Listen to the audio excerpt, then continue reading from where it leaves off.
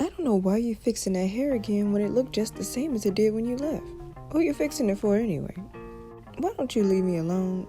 You picked that little afro of yours till I thought for sure it was going to come off flying at me. All right, let's go. He strutted his way down the street with her, his eyes bright with passion and his chest shone with pride. On this day, he felt like he could twirl the world between his thumb and finger like a bead on a string. But today, he chose humility, deciding to dwell among the humans of Gary, Indiana. On their way, they nodded and whispered, "How you doing?" to the people they passed. Once they arrived at the bar, they strolled right up to the counter and had a seat. The man behind the counter glared at them as they sat.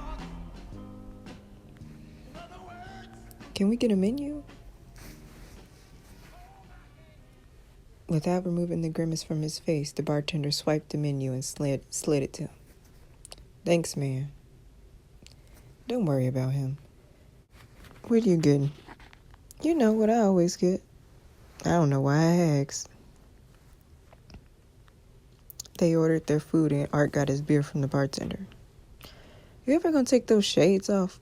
"Why?" "'Cause we're inside. You always look like you're ready to fight somebody." "Woman, you must not know what a fly man looks like."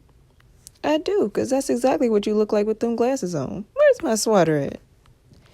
When he looked up from behind his glass, the bartender was once again glaring at him.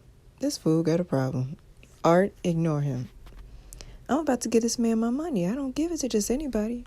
"Art."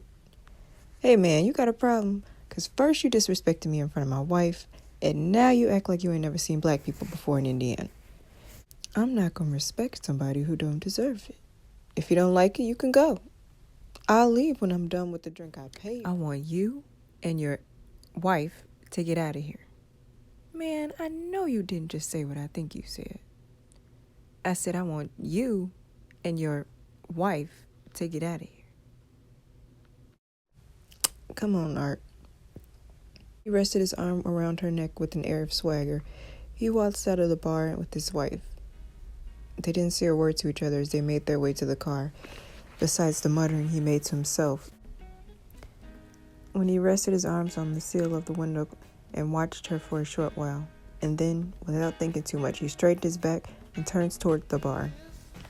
"Art, stop," she called. She got out the car and ran after him. He kept strolling, moving with a passion that ruled every limb, every thought, and every action in his body. He swung open the bar door with the force of a rebel cowboy entering a saloon looking for his money. "Didn't I tell you to get out of here?" He walked straight up to the man, and without missing a beat from his stride, gaining strength with every step he took, he then pulled back his arm and catapulted a punch right in the bartender's mouth. His back hit the counter of the bar, and he went backwards over it, as blood dribbled down from his nose. Jane ran in, watching the event take place before she could try to stop it. The other patrons of the bar grabbed them and threw them out of the door. Outside, they dusted themselves off and made their way to the car. Jane snatched up some napkins from her purse and began to wrap his hand up with them. She sighed and said, "That wasn't right, Art." "I know. That's why I hit him with my left." "You crazy."